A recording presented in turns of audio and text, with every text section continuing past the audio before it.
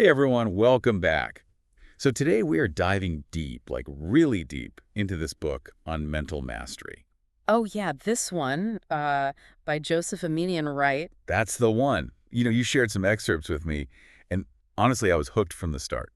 Yeah, it's really fascinating stuff. It's not just like, think positive and everything will be great. Right. It's like he actually gives you these practical tools to like really get control of your mind. Well, that's the thing. He actually gives you a framework to start with. Okay, so where do you even begin with something like that? Well, I mean, first you got to understand what mental mastery even is, right? Okay, yeah, that makes sense. What's his take on that? He talks about it as like becoming aware of your own mental processes. Good. It's almost like, taking a step back and just observing your thoughts. Hmm. But then the key is learning to direct those thoughts. Oh, Not interesting. just letting them run wild, but actually like harnessing them. So it's more than just like daydreaming about success. It's actively shaping your thoughts to actually get there. Exactly. And you know what? He actually gets into why this matters so much. Okay, yeah. Why does it matter? I mean, think about it. If you can improve your focus, you can get more done right. Yeah. Make better decisions, way less second guessing, even stress and anxiety. You can have so much more control over your own mind. That sounds pretty powerful. It is. Right. I mean, he's basically saying you can unlock your full potential, but you have to master this. Okay. That's a big promise. But, I mean, I can kind of see how all that connects. It does. And he has all these examples of how it plays out in real life. Really? Like what? He's got, like think about a surgeon. Yeah. I mean, they need intense focus, right? Or a parent trying to stay calm when their toddler is like having a total meltdown. Oh, yeah. I've been there. Even just for students, imagine being able to absorb information effortlessly instead of cramming last minute. Yeah. That would be amazing. It's like he's saying this skill applies no matter what you're doing or who you are. Yeah, it's really universal. And here's where it gets really interesting. He talks about distractions being like the enemies of focus. Okay. He divides them into these two categories. Internal and external. So internal distractions, like when you're trying to work, but you keep replaying that embarrassing thing you said yesterday. Exactly. Or like worrying about deadlines. Yeah, getting caught in those negative thought loops, all that stuff, it's all happening inside your head. And external, that's more obvious, right? Like a noisy office or constant notifications. Right. But he goes deeper than that. Okay, how so? Even visual clutter, like a messy desk or too many things vying for your attention. Oh, He says all of that counts as external distractions. so it's not just about being in a quiet room. It's about creating a space where your mind can actually focus. Exactly. And this is where he starts getting into the solutions. One thing he's like a big advocate for is mindfulness meditation. I've heard about that, but honestly, I'm not sure I get it. Oh, yeah. Isn't it just like sitting there trying to think about nothing? It's more like noticing your thoughts without judgment. Hmm. Like almost like, oh, there's that worry again, but you don't get all swept up in it. Okay. He says even just like a few minutes a day can help you manage those internal distractions a lot better. So it's like training to be less reactive to your own thoughts. Exactly. And he ties it all back to productivity. Right. Less mental clutter means you can actually focus on what you're trying to do. He also talks about setting up your workspace for success, right? He does. And I think this is an area where a lot of us could improve, honestly. Yeah, maybe. He suggests decluttering, organizing, even like personalizing your space, Yeah. adding things that actually motivate you. Like, what if I put up a picture of like the vacation I'm saving up for? Mhm. Could that help me like stay on track with my budget? He would love that. It's all about making your environment work for you, not against you, right? Right. Yeah. And let's be real, like in today's world, tech is a huge e-distraction. Oh, for sure. He's got a whole section on that. Does he really? Yeah. I mean, he's not anti-technology or anything, Right. but he talks about setting boundaries. Like what? Like, actually using the do not disturb mode, Oh, yeah. scheduling specific times to check emails, even just being mindful of how much time you're spending, like just endlessly scrolling. It's funny because it seems so obvious, but I bet most of us don't actually do that consistently. Well, and that's where Minions, he focuses on this idea of gradual change, right? Okay. He says, don't try to like overhaul everything at once. Right. Start small, build that focus muscle a little bit at a time. So instead of vowing to like Never check social media again. Yeah. Maybe I start with turning off notifications during work hours. Exactly. It's all about building sustainable habits, not setting yourself up for failure. That makes sense. And speaking of setting ourselves up, Yeah. he's really big on goal setting, right? Specifically, SMART goals. He is, and he gives some really clear examples of how to apply that to improve focus. Okay, like what? Give me an example. So let's say your goal is to reduce distractions while you're working, right? Mm-hmm. A smart goal would be something like, for the next week, I'm going to use Do Not Disturb on my phone for like an hour each morning while I'm working on, my most important tasks. Okay, I see how that breaks it down. It's specific, it's measurable, it's achievable. Exactly. Time-bound, because you have that time frame. Yeah. And it's relevant because, less distractions will help you focus better. Exactly. And he really stresses that, like those unrealistic goals, they just lead to feeling defeated, which makes you less likely to stick with it at all. This is about setting yourself up for wins, even small ones, Yeah. to kind of build that momentum. Exactly. He's all about celebrating the achievements, no matter how small, because it reinforces those positive behaviors. This is already making me think differently about how I approach, everything. What else does he dive into? Welcome back. So last time, remember, we were unpacking a minion's approach to mental mastery. And honestly, I'm so eager to dive into some of his, more specific techniques. Me too.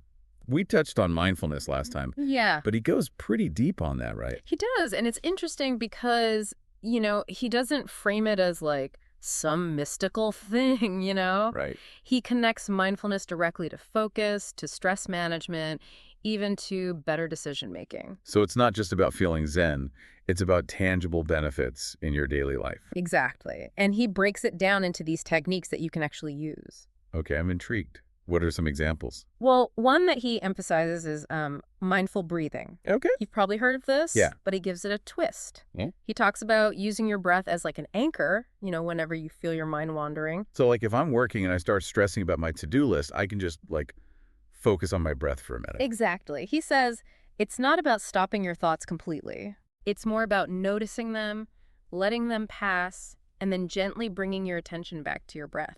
I can see how that can be helpful, especially in those moments when you just feel overwhelmed. Right. And then he connects it back to focus, because he's saying the more you practice this, the easier it becomes to just redirect your attention to, whatever task you're trying to do. It's like building that mental muscle that we talked about. Yeah, exactly. Another technique he highlights is mindful observation. Okay. And this one's about bringing that present moment awareness into like everyday activities. Okay, so instead of just gulping down my coffee, I should really savor each sip. You got it. He says it's about tuning into your senses, Yeah. the taste of your food, the feel of the sun on your skin, even just noticing like the colors and sounds around you. I gotta admit, I am so guilty of just rushing through most of my day without really paying attention. And a minion would say you're missing out. Not just on, the small pleasures, but also on the mental benefits. He argues that practicing mindful observation actually improves your overall focus. Really? How so? Because you're training your brain to be more present, more attentive. Interesting. So it's like you're sharpening those attention skills so they're stronger in every area of your life? Precisely. He also dives into, the challenge of single tasking. Oh, yeah. Which, let's be honest, is really tough in our multitasking-obsessed culture. Oh, tell me about it. I'm the queen of trying to do 5 things at once. And a minion would say you're not alone, but you're probably not doing any of those things well. That's probably true. He actually cites all these studies showing that multitasking decreases your productivity and increases your stress levels. That makes sense, though. It's like our brains can only handle so much input at once. Exactly. He advocates for focusing on one task at a time, giving it your full attention, and then moving on to the next thing. It's quality over quantity, Yeah, that's a really good point. I often feel like I'm spinning my wheels when I multitask. But I get this sense of accomplishment from checking things off my list. And that's where he brings in the concept of mindful transitions. Okay. He acknowledges that you can't always avoid switching tasks, right? Right. But he suggests taking a moment to pause and reset before moving on to something new. So instead of just jumping from emails to a presentation to a phone call, Yeah. I should take a few seconds to just breathe and refocus. Exactly. It creates this mental separation between the tasks, which allows you to approach each one with fresh focus. Okay, I'm starting to see how all these techniques kind of tie together. They do. What about mindful listening? He mentions that in the book, right? He does, and it's something we often overlook. Just think Exactly. about how often, you're only half listening to someone because you're already thinking about what you're going to say next. Ooh, guilty as charged. Aminian says mindful listening is about being truly present when someone is speaking, putting aside your own thoughts, making eye contact, asking clarifying questions, and really truly absorbing what they're saying. So it's not just about waiting for your turn to talk. It's about actually understanding the other person's perspective. Exactly. And he argues that this not only improves communication, but it strengthens your relationships and builds trust. This is making me realize how much mindfulness is really about being intentional with your attention, Mm-hmm. whether you're focusing on a task or your own thoughts or even just a conversation. That's a great way to put it. And now, if you're ready to shift gears, let's talk about another key aspect of mental mastery: time management. Okay, bring on the productivity hacks. I'm always looking for ways to be more efficient with my time. Well, Aminian goes beyond just like tips and tricks. Yeah, He sees time management as like a fundamental part of controlling your mind and your life. that makes sense. If you're constantly feeling rushed and overwhelmed, it's hard to focus Yeah, on anything. exactly. He introduces this tool called the Eisenhower Matrix, Right. which I personally use all the time. Oh, cool. It's about categorizing your tasks based on urgency and importance. Okay, break that down for me. So you have 4 quadrants: urgent and important, important but not urgent, urgent but not important, and then neither urgent nor important. The idea is to focus most of your energy on that first quadrant, the things that are both important and need to get done ASAP. Like that presentation I have due tomorrow morning. Yeah, Definitely urgent and important. exactly. But the magic of this matrix is that it also forces you to, make time for those important but not urgent tasks. Yeah. The ones that we often push aside, Right. but they can really move the needle in the long run. Like working on that side project I keep putting off. Yeah. Or finally learning that new skill I've been wanting to develop. Exactly. He says if you only focus on putting out fires, you'll never actually get around to building anything meaningful. That's such a good point. I'm definitely guilty of that. And here's where he gets even more practical. He's a big proponent of, structured daily routines. Okay. He says having a routine not only creates predictability, Right. it also reduces decision fatigue. So instead of wasting mental energy every morning figuring out what to do first, Right. I already have a plan in place. Precisely. And he suggests including time for everything: focused work, breaks, meals, exercise, even relaxation. It's about designing a schedule that supports your goals and keeps you on track. I can see how that would take a lot of the stress out of my day. Yeah, It's like having a roadmap instead of just wandering around aimlessly. exactly. And of course, no discussion of time management would be complete without mentioning time blocking, Okay, yeah. which he dedicates a whole section to. Okay, I've heard of that, but I've never actually tried it.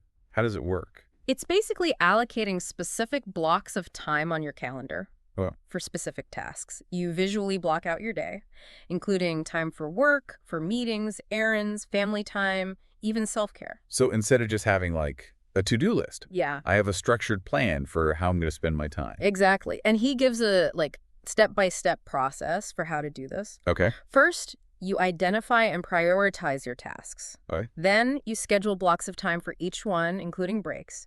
And then finally, you stick to the schedule as much as possible. That sounds like it would take some discipline. It does, but he argues that the benefits are worth it. He says that time blocking reduces distractions, improves focus, because you're not constantly switching between tasks and losing momentum. I could see that. Like, if I know I have a specific block of time dedicated to, like, writing, Yeah. I'm less likely to get sidetracked by email or social media. Right. It's about being intentional with your time and your energy, which ultimately is what mental mastery is all about. Now, ready to talk about fueling that masterful mind of yours. Always up for learning about what I should be eating. Does he give specific recommendations? All right, back for the final stretch of our mental mastery deep dive. We've covered a lot of ground, from mindfulness to time management, but I'm guessing there's more to unpack right now. Definitely. We've talked about building those focus muscles, Yeah. but Arminian doesn't shy away from the fact that distractions are, like, a constant battle. So true. It's like they're lurking around every corner, waiting to derail our best intentions. What's his take on dealing with them long term? He takes this, really systematic approach, Okay. starting with identifying your personal distraction villains, so to speak. Okay, like what? Give me some examples. Well, he breaks it down into four main categories: Okay. internal distractions, external distractions, digital distractions, and what he calls habitual distractions. Okay, that makes sense. Internal distractions are those thoughts and worries that just Yeah. pop into your head, right? Exactly. Like, that nagging feeling that you forgot something important, or, that inner critic that just keeps telling you you're not good enough. And external distractions are all the things happening around you. Yeah. Right. Noise, interruptions, visual clutter, anything that pulls your attention away from what you're trying to do. Right. And then, of course, there are those digital distractions. Yeah. Our devices, I mean, they can be amazing tools, Right. but they can also be major sources of distraction with their constant notifications and social media updates and that never-ending stream of information. He's got a point there. I swear, half my day is spent battling notifications. And then there are those habitual distractions. Right. These are the things we do almost unconsciously, like constantly checking our phones or, Yeah. Mindlessly scrolling through social media. It's like we're on autopilot. I'm definitely guilty of that. It's almost like a reflex at this point. And Aminian's point is that we need to become aware of these patterns of behavior Yeah. and then find ways to break them. So how do we actually combat all these different types of distractions? Well, the good news is that he offers a ton of practical strategies, and he really emphasizes finding what works best for you. There's no one-size-fits-all solution. I like that approach. It's about personalization, Yep. right? Exactly. So, for internal distractions, he suggests techniques like mindfulness meditation, journaling, even cognitive behavioral therapy techniques Yeah. to kind of challenge those negative thought patterns. And for external distractions. He talks about, creating a quiet workspace, using noise-canceling headphones, setting boundaries with the people around you. It's about being proactive and shaping your environment. What about those digital distractions? Any tips for those? I feel like we all struggle with that. He's got a whole arsenal of strategies for those. He suggests things like notification management, Okay. scheduling specific times to check email and social media, Yeah. even utilizing focus apps Right. that can help you block distracting websites and things. So it's about taking back control of your technology instead of letting it control you. Exactly. He even suggests something he calls digital decluttering. Okay, what's that? It's like spring cleaning for your digital life. Cleaning up your desktop, organizing your files, unsubscribing from all those emails you never read. That's a brilliant idea. I have so much digital clutter. It's overwhelming. And then when it comes to those habitual distractions, he suggests, techniques like habit tracking, finding an accountability partner, Yeah. even setting up reward systems to kind of help you break those unwanted patterns of behavior. I love that idea of an accountability partner. It's like having someone in your corner to cheer you on and keep you motivated. Exactly. It's about building a support system for your mental mastery journey. And speaking of support systems, Aminian also talks about the importance of this productivity technique Yeah. called the Pomodoro technique. Oh, I've heard of that one, but remind me how it works. It's super simple, really. You work in these focused intervals, usually like 25 minutes, Okay. followed by a short break, maybe 5 minutes or so. And then after every 4 Pomodoros, you take a longer break, like 15, 20 minutes. I've heard that it can be really helpful for people who struggle with procrastination. Exactly. The book explains that it can help you overcome procrastination, improve your time management skills, enhance your concentration. Yeah. It's like a built-in system for focused work and rest. It's amazing how such a simple technique can have such a big impact. I know, right? And there are tons of apps and websites that can help you implement it, so Oh. it's very accessible. So we've talked about a lot of different techniques for managing distractions and improving focus, but is there anything else he emphasizes when it comes to, staying on track? One thing he's a big advocate for is establishing personal accountability. Okay. It's easy to set goals, but actually sticking to them and making progress requires a certain level of commitment and self-discipline. That's so true. It's one thing to say you're going to meditate every day. It's another thing to actually do it. Exactly. He suggests finding an accountability partner, someone who can help you stay on track, keep you motivated. It could be a friend, a family member, a colleague, or even a coach or mentor. I can see how having someone to check in with could make a big difference in staying motivated. He also talks about, the importance of defining what focus looks like for you. Oh, okay. Like, what are your specific goals? Yeah, yeah. What strategies are you going to use to achieve them? What obstacles might you encounter along the way? So it's about creating a personalized roadmap for your mental mastery journey. Exactly. It's about being intentional and prepared. He also emphasizes the importance of, tracking your progress, not just to see how far you've come, but also to identify areas where you might need to adjust your approach. And of course, we can't forget about celebrating our wins. Absolutely. Acknowledging your achievements, no matter how small, it's crucial for staying motivated, reinforcing those positive behaviors. It's like giving yourself a pat on the back for all your hard work. So we've talked about short-term strategies, but does he offer any advice for, like, continuous improvement in the long run? He does. One technique he highlights is something called habit stacking, Okay. which is a really clever way to build new habits by linking them to existing ones. Okay, I'm intrigued. How does that work? Let's say you want to start meditating every morning, Mm-hmm. but you're struggling to make it a consistent habit. Yeah. You could try habit stacking by linking your meditation practice to something you already do every morning, like brushing your teeth. So I brush my teeth and then I immediately sit down and meditate for 5 minutes. Exactly. The idea is that by associating the new habit with an existing one, you're more likely to stick with it. It takes advantage of your brain's natural tendency to create routines. That's fascinating. It's like tricking your brain into adopting a new habit. He also talks about the importance of self-reflection. He suggests setting aside regular time to reflect on your progress. Identify what's working, make adjustments as needed. This could involve journaling, tracking your habits, or simply taking some quiet time to think about your goals and how you're moving towards them. It's like checking in with yourself and making sure you're still on the right track. Exactly. And he also encourages, seeking feedback from others. Oh, yeah. Sometimes we have blind spots, and getting an outside perspective can be really valuable. That's a good point. It's easy to get stuck in our own heads and not see things clearly. It's all about being open to learning and growing, constantly refining your approach. This has been such an eye-opening deep dive. It feels like we've only scratched the surface of what Aminian covers in this book. Yeah. But I already have so many takeaways. I know, right? And if there's one key takeaway that I hope you'll walk away with, it's that mental mastery is an ongoing process. It's not a destination.